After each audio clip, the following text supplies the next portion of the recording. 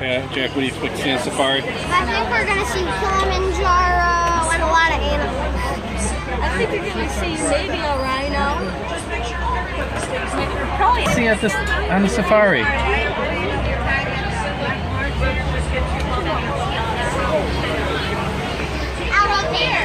Alright, as they say in Harambe, Twende means let's go.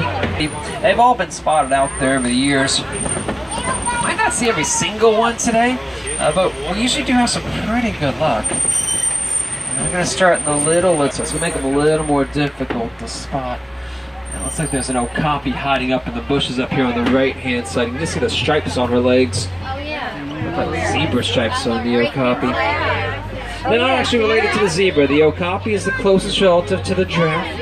They just don't stand as tall. They're only about 5 or 6 feet tall at the shoulders. Very shy animals. You can see he's really hiding out in the bushes back there.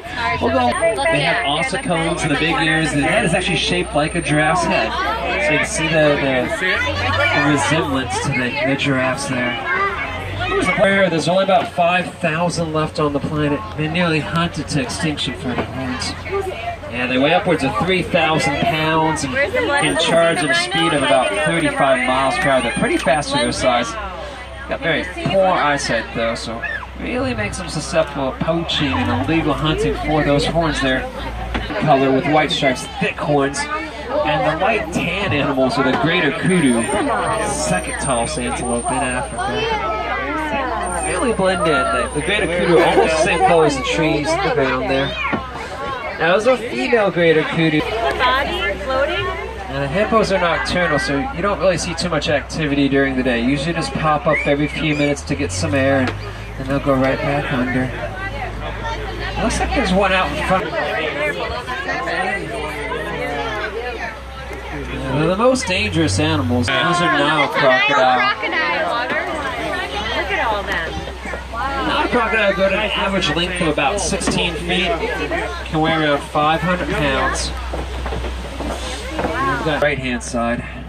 Often they're referred to as the upside down tree. They usually only have leaves about 2 or 3 months of the year, so I think it's like somebody took a tree and just flipped it over. They don't go too tall, but baobabs get very thick at the base of the trunk, up to about 60 feet in diameter, so hold a lot of water in the trunk there. The savanna stretches for hundreds of miles across East Africa. It's a superhighway for millions of migrating animals. It's also some of them 14 to 20 hours every day grazing. And the giraffes only sleep for about a half hour each day. Yeah, they spend most of their lives eating. We'll see if we can find the giraffes out ahead of us. I do see some other animal right-hand side.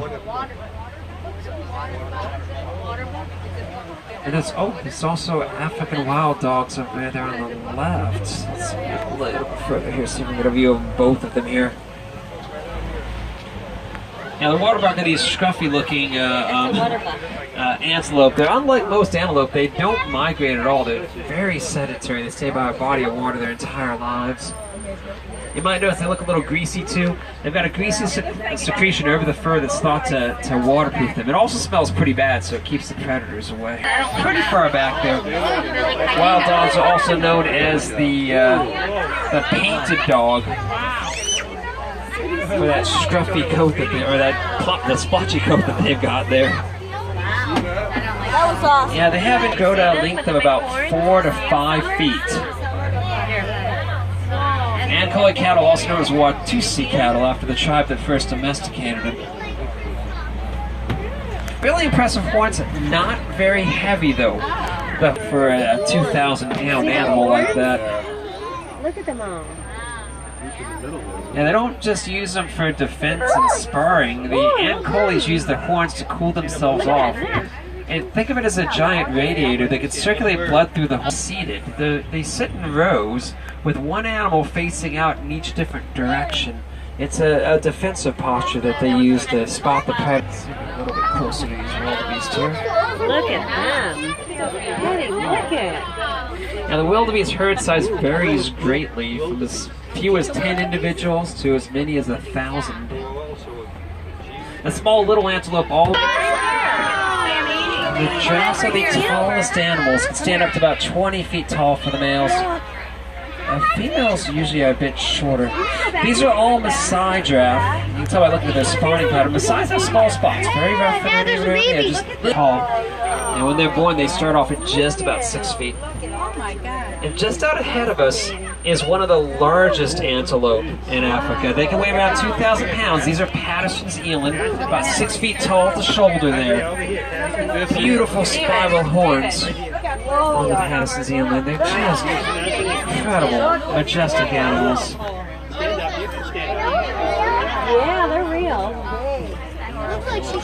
And in spite of their size, they're still pretty agile. The Patterson's eland can jump straight up in the air about 5 to 6 feet when they're alarmed. Inclusive. 1,000 pounds. And lap sitting's okay for the little ones. Just don't hold them up like that. These roads really are bumpy. I don't want anybody falling out. Let's see, quite a few elephants in the distance. There's also a couple of the younger adolescents toward the front here. You can see those tusks starting to come in there.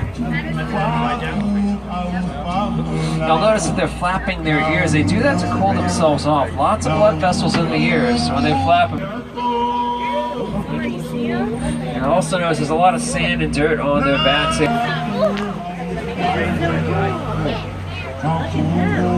Just up ahead of us here, these are greater flamingos up on the island there. Lightest colored and largest of the flamingo species. We're going to go around the other side of the pond. We'll actually get a better view of them. Let's go up a little bit further. Maybe we can see her from out ahead here. And cheetahs have that spotted coat, so they can really blend in. Just an excellent camouflage to them. Also one of the fastest animals. They can run up to 60 miles per hour to sprint. 60 miles an hour. Yeah, they're unlike most of the big cats because of that camouflage and their speed. You might be able to see her. Right up near that tree. The males moving around up there too. It's been about 18 to 20 hours just sitting around. Hopefully they're not very active during the day. Look at the lion. The females do most of the hunting for the pride.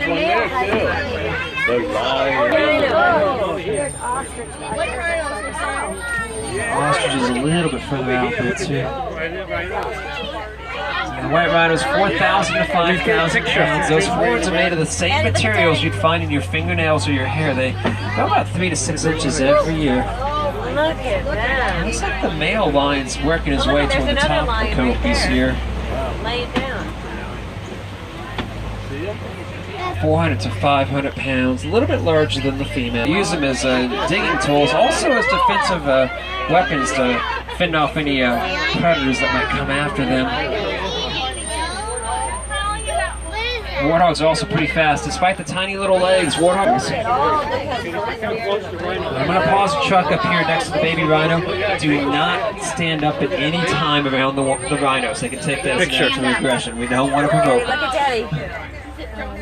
See that horn just coming in on that little baby. She's probably about a year old. They don't get that horn until about 6 months to a year into their lives. The little fella probably just weighs a little over 1,000 pounds. Still pretty tiny.